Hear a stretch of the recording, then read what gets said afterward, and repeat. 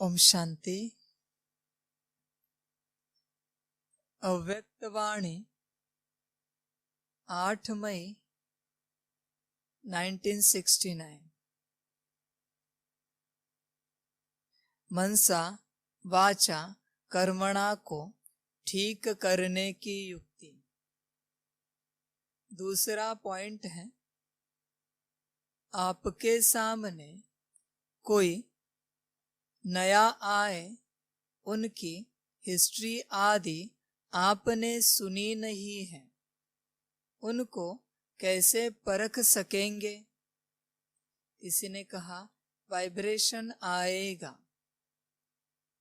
कौन सा वाइब्रेशन आवेगा जिससे परख होगी?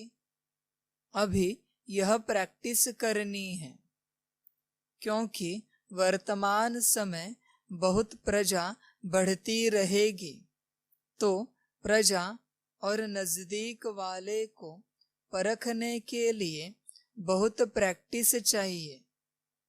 परखने की मुख्य बात यह है कि उनके नयनों से ऐसा महसूस होगा जैसे कोई निशाने तरफ किसका खास अटेंशन होता है। तो उनके नयन कैसे होते हैं? बाबा कहते हैं, आपके सामने कोई नया आए, उनकी हिस्ट्री आदि आपने सुनी नहीं है, उनको कैसे परख सकेंगे? तो किसी ने कहा वाइब्रेशन आएगा। बाबा कह रहे हैं, कौन सा वाइब्रेशन आवेगा जिससे परख होगी? बच्चों के लिए यह समझ की बात है, जैसे समय बदलेगा वैसे आत्माओं के रूप स्वरूप बदलते जाएंगे। आपको वाइब्रेशन से पहचानना है कि कौन सी आत्मा कैसी है। बच्चों के लिए ये बड़ा अभ्यास है बहुत छोटी सी बात, पर यही ज्ञान है कि किसी भी आत्मा को आप वाइब्रेशन से पहचान पाओ कि इनकी स्थिति क्या है। अभी वाइब्रेशंस का अभ्यास करने के लिए पहले खुद के वाइब्रेशंस खुद को पता होने चाहिए कि हमारी एनर्जी, हमारे वाइब्रेशन कैसे हैं। अभी अगर हम इस अवस्था में हैं तो हमें ही कौन से वाइब्रेशंस महसूस हो रहे हैं, यह जानकारी, यह अनुभव आपके पास होना चाहिए। जैसे आप ब्राह्मण स्वरूप में बैठे हैं, तो ब्राह्मण स्वरूप के वाइब्रेशंस क्या होते हैं पता होना चाहिए। अनादि स्वरूप है, निराकार स्वरूप, तो उसके वाइब्रेशंस कैसे होते हैं पता होना चाहिए। अगर आपको आपके ही वाइब्रेशंस की परख नहीं है तो दूसरों को आप वाइब्रेशन से परख नहीं सकते। खुद को खुद के बारे में जानकारी होनी चाहिए। यहाँ आप ज्ञान लेने आए हो स्वयं का, खुद की खोज करने आए हो। यहाँ आप किसी को पढ़ाने नहीं आए हो, किसी को सेवा देने के लिए नहीं आए हो, या किसी को कुछ सिखाने के लिए, कुछ ऊंचा बनाने के लिए आप नहीं आए हो। आप आए हो खुद को पाने के लिए, खुद की पहचान करने के लिए। पर बहुत बार ऐसे होता है, बच्चे इस मेन एम ऑब्जेक्ट को छोड़ देते हैं और उन्हें लगता है कि हम सेवाधारी हैं, विश्व की सेवा करने के लिए बाबा ने हमें चुना है, और अपने ऊपर सेवा करना, कार्य करना, काम करना भूल जाते हैं और खुद जैसे के वैसे रह जाते हैं। दूसरों को तो बड़ा ज्ञान देते हैं पर खुद नहीं बदल पाते। बाबा आया है आपको बदलने के लिए, सारे विश्व को बदलने के लिए। तो अगर आपको बदलने वाला भी बाबा है, सारे विश्व को बदलने वाला बाबा है, तो फिर आप यहाँ क्या कर रहे हैं? समझ की बात है। क्या आप विश्व को बदलने वाले हो? विश्व को सेवा देने वाले हो? विश्व को बेहतर बनाने वाले हो? बाबा के घर को अच्छा बनाने वाले हो? क्या यह काम आपका है? आपका काम है बाप से ज्ञान लेना, गाइडेंस लेना और अपने आप को बेहतर बनाना। यही आपका काम है। अपने आप को बाबा की श्रीमत अनुसार बाप समान बनाना, यह आपका काम है। और बच्चे बहुत बार भूल जाते हैं और भूलने के कारण माया आ जाती है। फिर माया के राज्य में चले जाते हैं और नई बातें शुरू हो जाती हैं। तो बाबा कहते हैं अपने वाइब्रेशंस को पहचानो, अपने आप को पहचानो कि आप कैसे हो, आपकी वाणी कैसी है, आपके कर्म कैसे हैं, आपके विचार, वृत्ति, दृष्टि कैसी है। अपने आप को पहचानो। बहुत बार क्या 100% सभी को यही लगता है कि हम बहुत अच्छे हैं, हम बहुत बेहतरीन हैं। पर बाबा कहते हैं कि श्रीमत को सामने रख के अपनी चेकिंग करो कि आप कितने बेहतरीन हो। आप अपनी खुद की बिलीफ सिस्टम से अपनी चेकिंग नहीं करो और ये नहीं कहो कि हम अपने आप को जानते हैं, हम बहुत बेहतरीन हैं, हम बहुत अच्छे हैं। एक बाजू श्रीमत और दूसरी बाजू आप। तो श्रीमत की किताब को चेक करो और फिर अपनी चेकिंग करो कि आप कैसे हो। नहीं तो क्या है, रावण को भी लगता था मैं सबसे श्रेष्ठ हूं। समझ की बात है बच्चों के लिए, लगना और होना इसमें अंतर है। बाबा ने आपको सर्टिफिकेट दिया है क्या कि आप बहुत बेहतरीन हो, आप बहुत अच्छे हो, बाप समान हो। जबरदस्ती लेना नहीं बाबा से सर्टिफिकेट। कोई बच्चा अगर बाबा को पूछेगा बाबा हम अच्छे हैं ना, तो बाबा तो वही बोलेगा कि आप बहुत अच्छे हो। पर बाबा बोले आपके लिए, और जबरदस्ती बुलवा के नहीं लेना बाबा से। आप अपने कर्मों से, वाणी से, विचारों से, वृत्ति, दृष्टि से बाबा को बताना आप कैसे हो और इनसे सर्टिफिकेट लेना।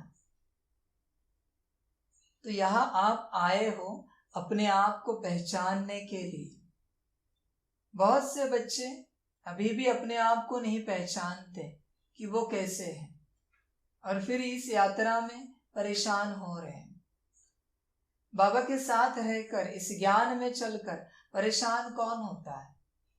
जिसकी दृष्टि दूसरों के ऊपर होती है, जिसके वृत्ति में, विचारों में दूसरे होते हैं, वो परेशान होते हैं। और बाबा कहते हैं जो खुद को देखते हैं, हमेशा खुद के बारे में चर्चा करते हैं, खुद के कर्मों को सुधारते हैं, वो कभी परेशान नहीं हो सकते। समझ की बात है बच्चों के लिए। तो सभी अपने को चेक करें कि क्या आपने अपने आप को देखा है, क्या अपने आप को पहचाना है। सभी अपने को चेक करें। जब तक आप अपने आप को चेक नहीं करेंगे, आपको पता नहीं चलेगा कि आप कैसे हो, क्या हो। तो ये स्थान है, ये ज्ञान है खुद की परख करने के लिए।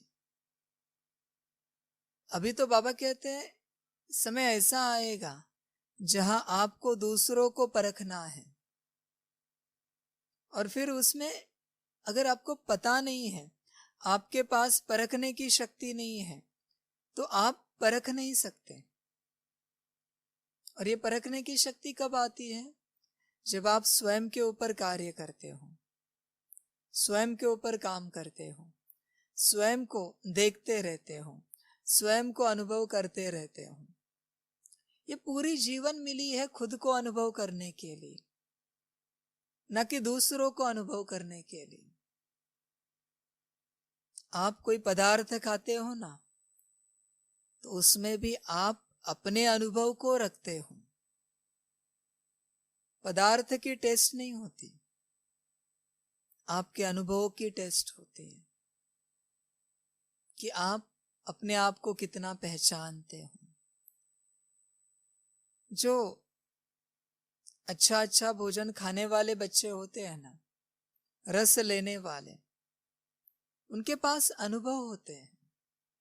अनुभव के आधार से वो भोजन का रस ले पाते हैं।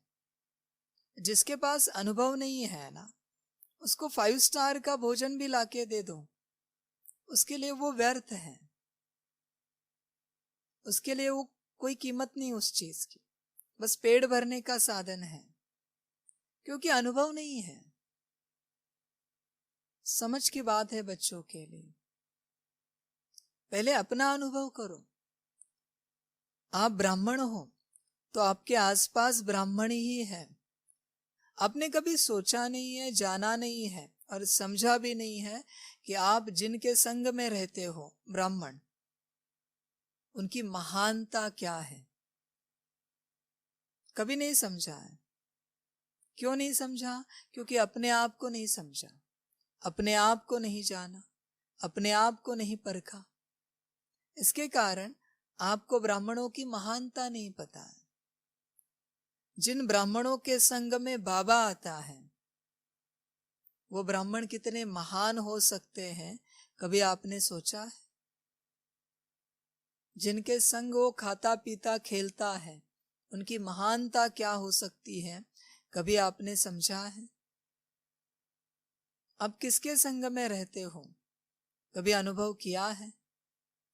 मुरली क्या है, यह राजयोग क्या है, विश्व सेवा क्या है, कभी अनुभव किया है? नहीं कर सकते आप। क्यों?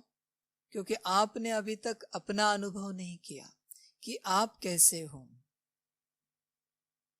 आपको जो लगता है ना कि आप बहुत अच्छे हो, यह आपकी गलतफहमी है। बाबा ने कहा है आपके लिए, अपने से ही मन नहीं बना लेना कि हम बहुत अच्छे हैं, हम एक्यूरेट हैं, हम परफेक्ट हैं। कभी ब्रह्मा बाबा ने अंत तक नहीं कहा कि हम परफेक्ट हैं, हम एक्यूरेट हैं। नहीं, हमारे अंदर कमी कमजोरियां हैं। कभी मम्मा ने नहीं बोला अंत तक कि हम परफेक्ट हैं, हम एक्यूरेट हैं। आप कैसे कह सकते हो? किस बेसिस पर कह सकते हो कि आप एक्यूरेट हैं, आपकी हर एक बात सही है, आपको जो लगता है वही सही है? ये कैसे कह सकते हो? आप अभी तक अपने आप को भी नहीं जानते आप कैसे हो।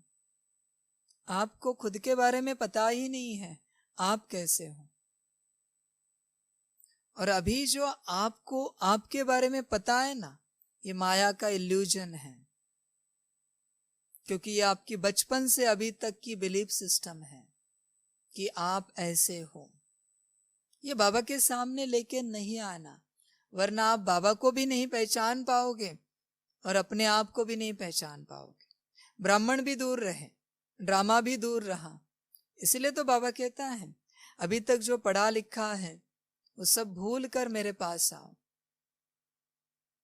तुम तुम्हारे बिलीफ सिस्टम तुम्हारे पास रख कर, तुम्हारे पास माना जहां तुम थे वहां छोड़कर मेरे पास आ जाओ।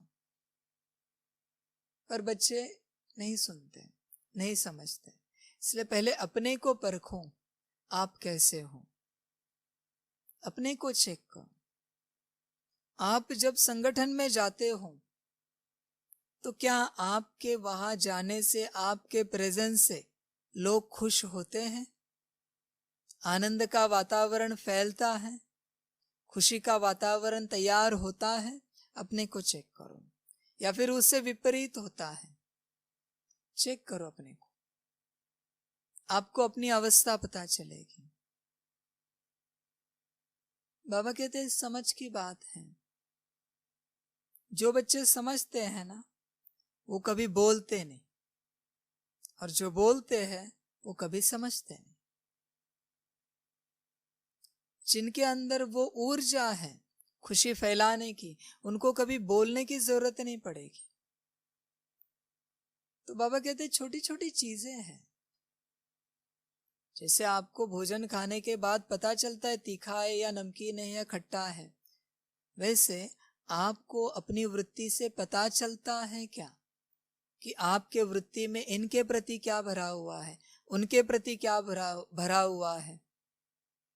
आपकी वृत्ति ही सब कुछ है, वही वाइब्रेशन सबको फील होते हैं और उसी अनुसार सारी दुनिया आपसे व्यवहार करती है। इसलिए वृत्ति को शुद्ध करो, परखो अपने को, अपने वाइब्रेशंस को परखो, आप कैसे हैं। क्योंकि आप जैसे हो वैसे ही दुनिया को फील होंगे। भले आप बाहर से कितना भी हंसो, हंसाने की कोशिश करो, लोगों को दान धर्म करो, ज्ञान दो, योग सिखाओ, पर आप जो अंदर में हो ना वही बाहर जाएगा, उससे अलग कुछ नहीं जाएगा। इसलिए पहले अपने को परखो। तो क्या आपके पास परखने की शक्ति है? अपने आप को परख सकते हो? दूसरे को परखना है ना तो तुरंत आप हाजिर होते हो, हाँ ये तो ऐसे है, वो तो वैसे है, इनके अंदर है ना ये अवगुण बहुत भरे हुए हैं, ये तो हमसे ऐसे ही व्यवहार करते हैं, पता नहीं ऐसे क्यों व्यवहार करते हैं, हम तो इनसे बहुत अच्छे से चलते हैं, इनको तो ज्ञान की समझ ही नहीं, ये तो कभी योग करते ही नहीं, इनको तो सेवा के बारे में कुछ पता ही नहीं। बाबा कहते हैं सारी बातें अपने अंदर चेक करो। जैसे दृष्टि होती है ना वैसे सृष्टि दिखती है, इस प्रिंसिपल को याद रखना। जैसे दृष्टि होती है वैसे सृष्टि दिखती है। अगर आपके अंदर दृष्टि है सेवा ना करने की तो सभी आपको ऐसे लगेंगे कि सभी लोग सेवा नहीं करते। जैसे अनुभव की बात है ना, कल की बात, कोई भूखा है तो उसे लगता है कि सब भूखे हैं, तो सबको पूछेगा भोजन करेंगे, कुछ खाएंगे, बट वो खुद भूखा है, उसको कुछ खाना है, इसलिए वो दूसरों को पूछ रहा है कि भोजन करेंगे।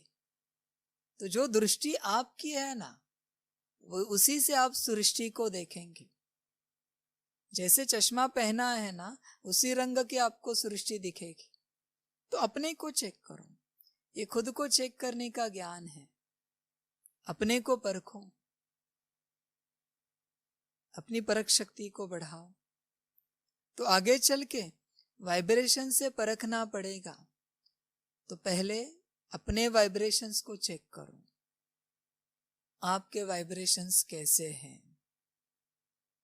आगे चल के दुनिया में मशीन्स आ जाएंगे विज्ञान के, जिसमें वाइब्रेशंस पता चलेंगे आपके, तब क्या करेंगे? भले अभी किसी को कुछ भी दिखाओ, बाबा कहते चलो कोई बात नहीं है, पर आगे चल के मशीन से जब आपकी चेकिंग की जाएगी और चेक किया जाएगा कि आपके वाइब्रेशंस कैसे हैं, तो क्या बताएंगे? जो सामने आएगा वो तो दिखेगा कि इनके वाइब्रेशंस ऐसे हैं। तो कब पता चलेगा आपको कि आपके वाइब्रेशंस कैसे हैं? बाबा कहते हैं चेक करो अपने आप को। जो खुद की चेकिंग करता है वो खुद को और दूसरों को चेंज कर सकता है। जिसको खुद की चेकिंग का पता नहीं है ना, वो ना खुद को चेंज कर सकता है ना दूसरों को चेंज कर सकता है। उसको लगता है आई एम राइट, मैं बरोबर हूं, मैं सही हूं। तो बाबा कहते कौन सा वाइब्रेशन आवेगा जिससे परख होगी? अभी अभी यह प्रैक्टिस करनी है। अभी इस प्रैक्टिस को बढ़ाओ, वाइब्रेशंस की समझ में आना चाहिए, आपको फीलिंग आनी चाहिए उनसे, इतनी आपकी ऊंची अवस्था हो कि आत्माओं के वाइब्रेशंस को आप पहचान सको। प्रकृति के वाइब्रेशंस को पहचान सको। विज्ञान जितना आगे बढ़ रहा है तकनीकी रूप से, क्या आप स्थिति के रूप से उतना आगे बढ़ रहे हो? चेक करो अपने को। क्योंकि वर्तमान समय बहुत प्रजा बढ़ती रहेगी, तो प्रजा और नजदीक वाले को परखने के लिए बहुत प्रैक्टिस चाहिए। तो बाबा कहते कौन प्रजा है, कौन नजदीक वाले हैं, ये परखने के लिए आपके पास बहुत प्रैक्टिस चाहिए। प्रैक्टिस होगी तो ही आपको समझ में आएगा कि कौन सी आत्मा कौन से स्वरूप की है, कौन से रूप की है, कौन से स्थिति वाली है, वरना आप नहीं समझ पाएंगे और भोलेपन में आप भी फंस जाएंगे। इसलिए बाबा कहते हैं अपनी परखने की शक्ति को बढ़ाओ, अपने आप को परखो। आंखों पर पट्टी बांध के परखो नहीं, आंखें खुली रख के अपने आप को चेक करो आप कैसे हो। दूसरों की नजर से अपने को देखो, खुद की नजर से सभी सही होते हैं, वरना खुद की नजर से खुद को देखते हैं तो हर किसी को सही लगता है, उसी का अर्थ है सभी अपने आप को सही समझते हैं। और दूसरों की नजर से देखिए कि उन्हें आपके बारे में क्या लगता है। अगर उनकी नजर से आप गलत हो तो चेक करो क्या सच में आप गलत हो। नहीं हो तो कोई आवश्यकता नहीं, पर गलत हो तो क्या पता आप गलत हो, क्या पता आपको पता ही नहीं कि आप गलत हो। समझ की बात है बच्चों के लिए। बच्चे नहीं समझ पाते इस बात को और फिर दुखी हो जाते। अपनी नजर से खुद को नहीं देखो, दूसरों की नजर से खुद को देखो कि उनकी नजर से हम कैसे दिखते हैं, उनकी नजर से हमारा यह कर्म, यह वाणी ठीक है, यह वृत्ति, दृष्टि, विचार ठीक है। दूसरों की नजर से, खुद की नजर से है ना, आपको हर बात सही लगेगी क्योंकि आप बहुत ज्ञानी हो। खुद की नजर से, जो खुद की नजर से खुद को देखते हैं ना,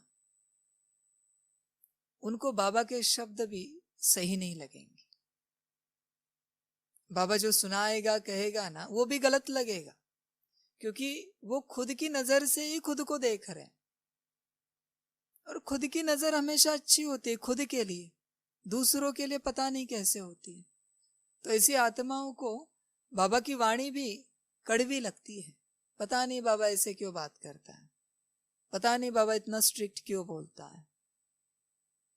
पता नहीं है ना आपको तो पता करो बाबा क्यों बोलता है। ये कब पता करेंगे? जब खुद की नजर छोड़ेंगे। तो खुद की जो खुद के ऊपर नजर है ना कि हम अच्छे हैं, इसे जरा बाजू करो। बाबा की नजर से अपने आप को देखो कि बाबा को क्या लगता है हमारे बारे में। कभी सोचो। वही बच्चे आगे बढ़ सकते हैं जो बाबा की नजर से और दूसरों की नजर से अपने आप को देखते हैं, बाकी नहीं आगे बढ़ सकते। जो खुद की नजर से खुद को देख रहे हैं वो कभी नहीं आगे बढ़ सकते, क्योंकि खुद के अंदर खुद कभी कमियां नहीं देख सकते और दिखेंगी भी नहीं। पूछो एक दूसरे को, आपके जो साथी सहयोगी हैं, एक दूसरे को पूछो कि मेरे अंदर क्या कमी कमजोरी है, आप जरा बता सकते हो। मैं अपने आप को अच्छा बनाना चाहता हूं, अब बताओ मेरे अंदर क्या कमी है, मेरा कौन सा व्यवहार अच्छा नहीं है, मेरी कौन सी वाणी अच्छी नहीं है, मेरे वृत्ति, विचार, दृष्टि कैसी है, जरा आप बता सकते हो। और जब कोई आपको पूछे ना तो सच बात बता देना उनको, क्योंकि वो सुधरने का चांस ले रहे हैं, अपने आप को बाप समान बनाने के लिए प्रयास कर रहे हैं। तो सच बताना उनको, अगर पूछे तो। पूछना चाहिए आपको एक दूसरे को कि हम कैसे हैं और हमें कैसे होना चाहिए। पूछो, इसके लिए भी हिम्मत लगती है पूछने के लिए। अगर आप कमजोर है तो पूछ नहीं सकते, क्योंकि आपको पता है आपके अंदर कमियां है बहुत सारी, लोग बहुत कुछ बता देंगे और आप झेल नहीं पाएंगे। झेलने के लिए भी ताकत लगती है, सुनने के लिए भी ताकत लगती है। सबसे बड़ा सर्वशक्तिवान, मास्टर सर्वशक्तिवान, बाप का बच्चा, ताकतवर कौन है? जो अपनी निंदा सुन सके, जो अपने बारे में अपमान को सहन कर सके, वही सबसे बड़ा है। जिसको एक शब्द बोल दिया और दुखी हो गए, बाबा कहते बहुत कमजोर है। मैंने बस एक पिन लगा दी, एक इंजेक्शन लगा दिया तो वो चिल्लाने लगे। बाबा कहते इनका ऑपरेशन नहीं कर सकते, बहुत कुछ पड़ा है इनके शरीर में, पर ऑपरेशन नहीं कर सकते क्योंकि बहुत दुखी हो जाएंगे, इसलिए बाबा ऑपरेशन नहीं करता। बीमारियां जैसी की वैसी रहती है शरीर में।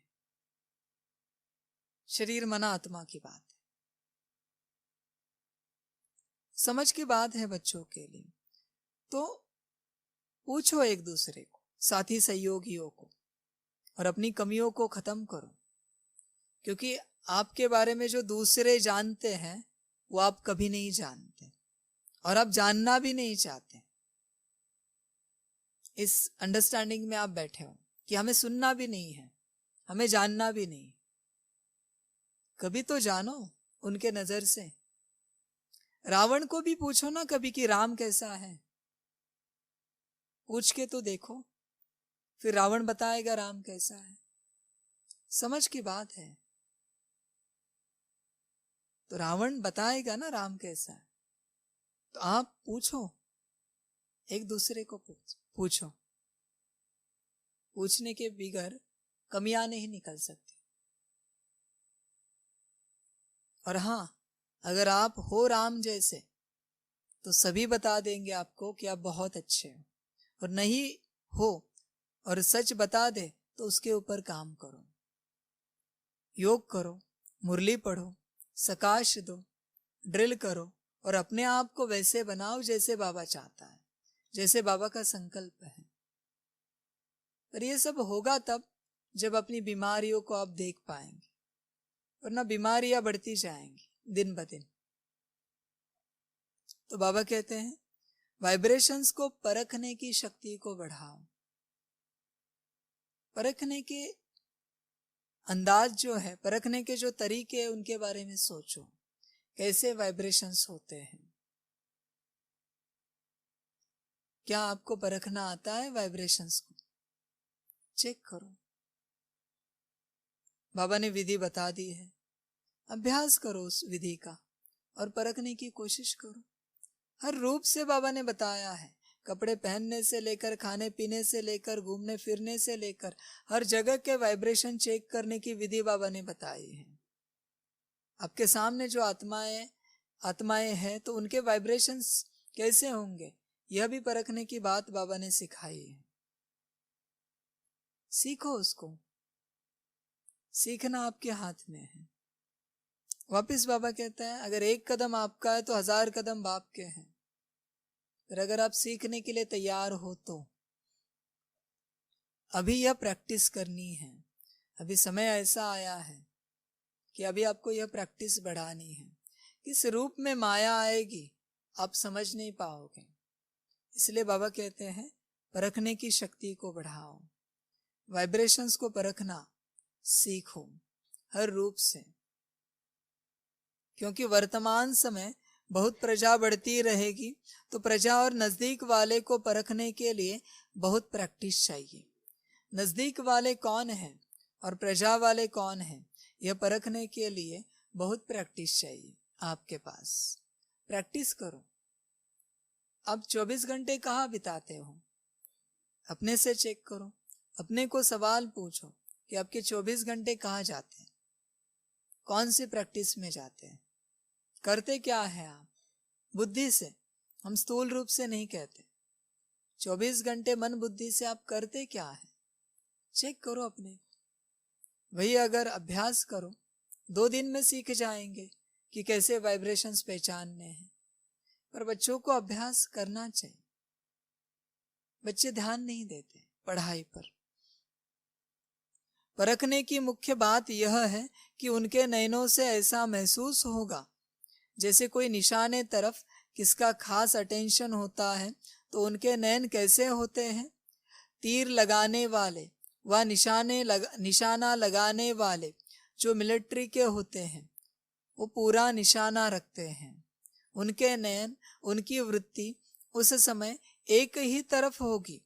तो जो ऐसा निश्चय बुद्धि पक्का होगा उनके चेहरे से ऐसे महसूस होगा जैसे कि कोई निशानबाज हैं। आप लोगों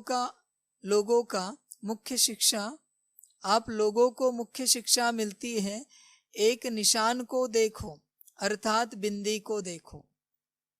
तो जो बिंदी को देखने वाले हैं वो नजदीक वाले हैं, और जो बाकी सब देखने वाले हैं ना, समझ जाइए प्रजा वाले, इनके गुण ऐसे हैं, उनके अंदर अवगुण ऐसे हैं, वैसे हैं, ये सब प्रजा वाले हैं। और जो बिंदी को देखने वाले हैं, जो आत्मा को देखने वाले हैं, वो दूसरे बातों की चर्चा नहीं करेंगे।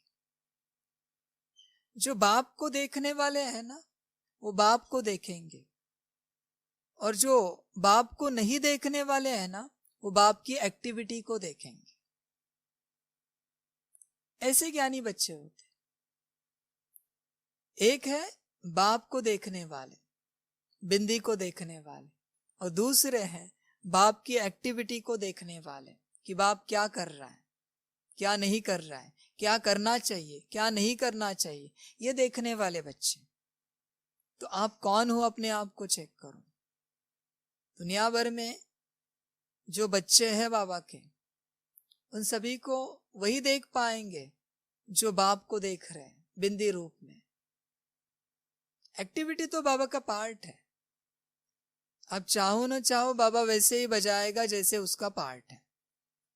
जो बाबा के पार्ट को देखते हैं ना, वो बाबा को नहीं देख सकते। बाबा उनको समझ में नहीं आएगा, वो इसी में रहेंगे। पता नहीं बाबा ने ऐसे क्यों किया, पता नहीं बाबा ने वैसे क्यों नहीं किया, इसी में रहेंगे सभी, बाप को नहीं देखेंगे। तो बाबा कहते हैं ऐसे बच्चे तो बिंदी का निशाना लगाने वाले जो है वो नजदीक वाले हैं, बिंदी को देखने वाले। एक दूसरे को भी बिंदी रूप में देखेंगे, पार्ट में नहीं देखेंगे। इन्होंने ऐसे किया, उन्होंने वैसे किया, ये नहीं देखेंगे। आत्मा है, उनका पार्ट है, वो आत्मा देखेंगे। किसी के पार्ट में इन्वॉल्व नहीं होंगे, किसी के पार्ट को नहीं देखेंगे, किसी के पार्ट को लेकर बहुत ज्यादा सीरियस नहीं होंगे, क्योंकि पार्ट है, अच्छा हो बुरा हो सब पार्ट है। आप कौन हो, अपने आप को चेक करो। तो बिंदी को देखने वाले हो या फिर बिंदी के बाहर जो कुछ पड़ा है उसको देखने वाले हो। तो बाबा कहते हैं जो पक्के बच्चे हैं, निश्चय बुद्धि है, वो जैसे निशानेबाज होंगे। उनके नयन, उनकी वृत्ति एक समय एक ही तरफ होगी। उनका पूरा अटेंशन होगा बाबा की तरफ, शब्दों की तरफ। वो इधर उधर नहीं देखेंगे।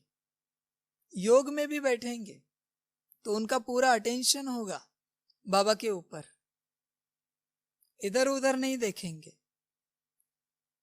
उनके नयनों से, वृत्ति से पता चलता है कि वो एक तरफ ही देख रहे हैं।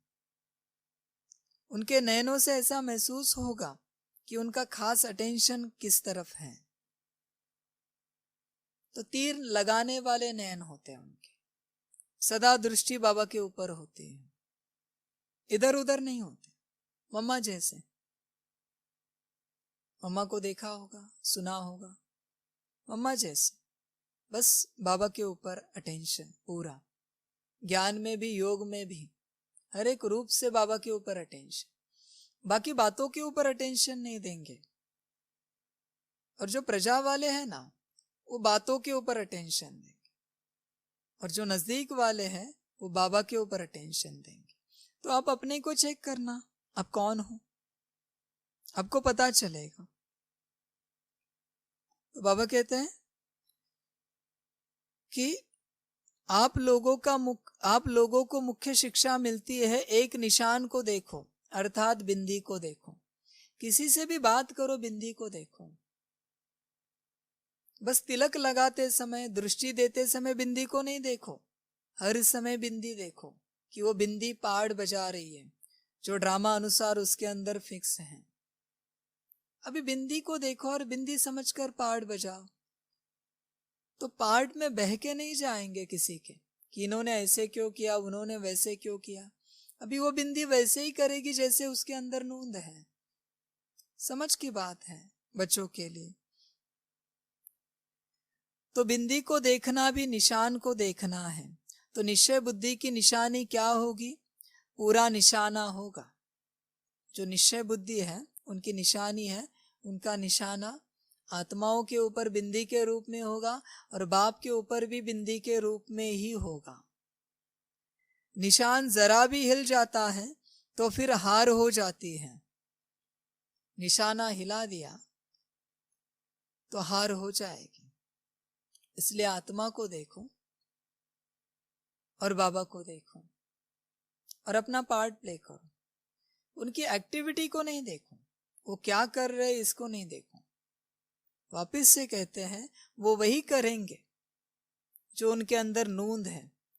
अगर एक मक्खी अपना पार्ट नहीं बदल सकती, कि बाबा कहते हैं कल्प पहले मक्खी जहां से उड़ेगी अगले कल्प में भी वही से उड़ेगी, तो आत्माएं कैसे पार्ट बदल सकती? अभी बदलना आपको है। अगर आप बदलेंगे तो समझ जाएंगे कि ये क्या चल रहा है। समझ की बात है। निश्चय बुद्धि के नयनों से ऐसे महसूस होगा जैसे देखते हुए भी कुछ और देखते हैं, उनके बोल भी वही निकलेंगे। बाबा कहते हैं ये समझ की बात है। यहां भी तो सभी अपने को चेक करते जाएं कि आप कितने निश्चय बुद्धि हैं। जितना निश्चय बुद्धि उतनी प्राप्ति। तो आपका निश्चय कहां पर है? बाबा ने कहा है एक तो खुद के ऊपर निश्चय, आत्मा बिंदी सितारा रूप में। दूसरा बाबा के ऊपर निश्चय बिंदी रूप में। और तीसरा ड्रामा के ऊपर निश्चय बिंदी रूप में। ड्रामा भी बिंदी है जो चल रही है। तो सभी अपने को चेक कीजिए कि जो बाबा ज्ञान दे रहा है उस अनुसार हम चल रहे हैं क्या? वो सारी समझ, सारी बातें हमारे अंदर है क्या? नहीं है तो बाबा जैसे सिखा रहा है उसे सीखने की कोशिश कीजिए। सब आ जाएगा, सब सीख जाएंगे, अनुभव कर लेंगे। कोशिश कीजिए। बाबा बैठा है लेकिन संकल्प आपका है और शक्ति बाप की है। इस बात को याद रखना कि संकल्प आपका, शक्ति बाप की। बिना संकल्प के बाबा शक्ति नहीं देगा। आप कहोगे कि ऐसे ही हो जाए, अपने आप हो जाए। बाबा कहते ये करने मैं नहीं आया। अगर अपने आप होता तो मैं भी यहाँ इतने वर्षों से ज्ञान देने नहीं बैठता। ये ज्ञान भी अपने आप आपके अंदर आ जाता। पर मुझे भी मेरा पार्ट बजाना है, ज्ञान देना है। सब कुछ करने से होगा। इसलिए आप संकल्प करो, बाबा शक्ति देगा, प्राप्तियां में होगी। समझ की बात है। तो जितना हो सके समझने की कोशिश करो और ज्ञान को धारण करने की कोशिश करो। अच्छा, ओम शांति। सभी बच्चों को बाप की पदम गुणा, याद, प्यार, गुड नाइट और नमस्ते। सदा खुश रहना, मौज में रहना और बाप की शिक्षाओं को धारण करते चलना। बस एक कान से सुनकर दूसरे कान से छोड़ना नहीं। बाबा अगर कह रहा है कि 24 घंटे में मुरली बदल जाती है, ज्ञान बदल जाता है, तो 24 घंटे में हर पॉइंट को धारण करने की ताकत बाबा दे रहा है। बस धारण करना आपका कर्तव्य है। सारे के सारे पॉइंट्स आप 24 घंटे में धारण कर सकते हो, इतनी ताकत बाबा मुरली में दे रहा है। सिर्फ बच्चे करने को तैयार हो तो आप धारण कर सकते हो। अगले दिन आप कुछ और होंगे, पर बच्चे करते नहीं। बस बच्चे ऐसे ही चलते रहते हैं। कल कुछ और मिलेगा, परसों कुछ और मिलेगा, देखते ही रहते हैं। विचार सागर मंथन कौन करेगा कि बाबा ने क्या सुनाया, हमें क्या करना है, हमें क्या बनना है, ये कौन करेगा? बच्चे करते नहीं तो बनते नहीं। बाबा कहते हैं मर्जी आपकी। बाबा ने तो सारी ताकत दी है, मर्जी बच्चों की। इसलिए ये भी आपके ऊपर छोड़ा है, आपको बनना है या नहीं बनना है। बाप तो बनाना चाहता है, पर बनने के लिए एक कदम आपका होना चाहिए आगे। अच्छा, ओम शांति।